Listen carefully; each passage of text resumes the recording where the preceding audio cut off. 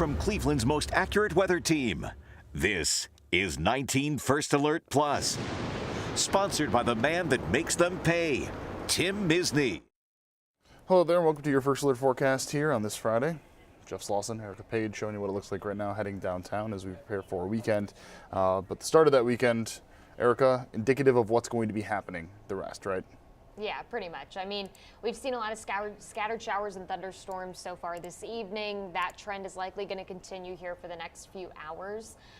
And we'll see this all kind of basically play out once again headed into tomorrow afternoon and evening. So let's break it down a little bit. Again, tomorrow is the 19 First Alert weather day. We are concerned with the potential that we could have some strong to possibly even severe storms rolling through. Really, our main area of concern will be for areas actually away from the lakeshore a little bit. So where you see that yellow painted on the map, that's that level 2 out of 5 risk. Basically what these levels mean is that we're talking about coverage in terms of severe weather. So the level 1, it means storms that could be severe will likely be more isolated in nature versus a bit more scattered when we're talking about that level 2 risks. So basically, the better dynamics, the better fuel for a lot of these thunderstorms will sit south of the Cleveland area, but that's not to say that Cleveland specifically couldn't find a strong to possibly even severe storm tomorrow.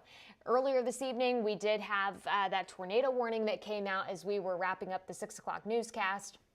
We have not heard of any damage from that specific storm. Really, our bigger concern now is just going to be with some heavy rainfall that could lead to some flooding concerns. We've already received a couple of reports, especially out towards the Huron area and Erie County, where we've had some relatively higher water issues, some roads that were a bit more waterlogged out that direction. So we'll walk you through those here in just a second, but I do want to show you First Alert Doppler Network. So this is the first round of activity. I mean, these are basically all the storms that we were monitoring a couple hours ago, moving through Cleveland, moving through portions of Lorain County, even out towards the islands. Now we're starting to get this second wave of activity, and I'm going to zoom this out just a little bit so you can see. We're not necessarily concerned per se that the severity of these storms is going to hold together, but there is some indication that this is eventually going to be moving down to the southeast a little bit more than this easterly trek that it's been taking through a good majority of this evening. So that is something we're going to have to watch pretty closely, because I do think there is a slightly better opportunity that we keep this storm chance going through the overnight. So let's walk you through exactly how this may play out for us with your Precision Future View. So right now we're dealing with round number 1. That's the activity you see there in some of our eastern communities. While this isn't doing a perfect job, this particular model has actually been performing the best so far of what we've seen happening today. So there is some confidence that we will likely still be dealing with some type of scattered shower or thunderstorm activity between 1 and probably 3 o'clock in the morning.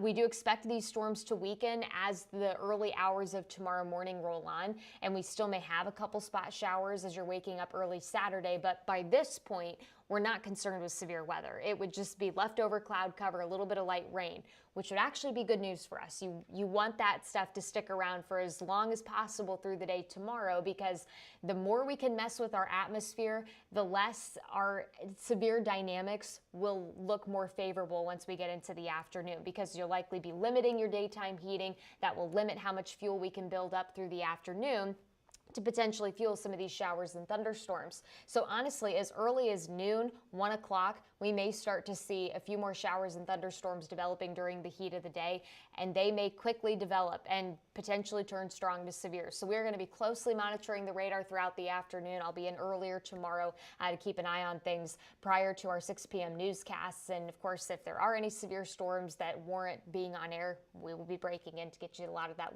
latest data.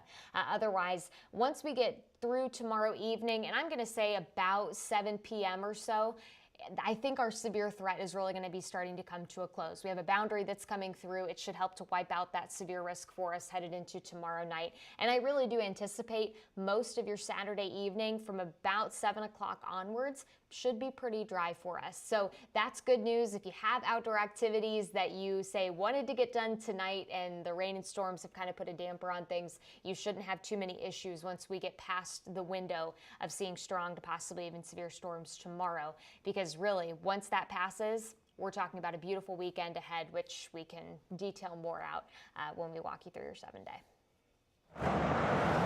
I've represented families just like yours for over 4 decades. Listen, if you need me, call me. You know I'll be there for you, and I'll make them pay. In the meantime, I'll keep an eye out for you.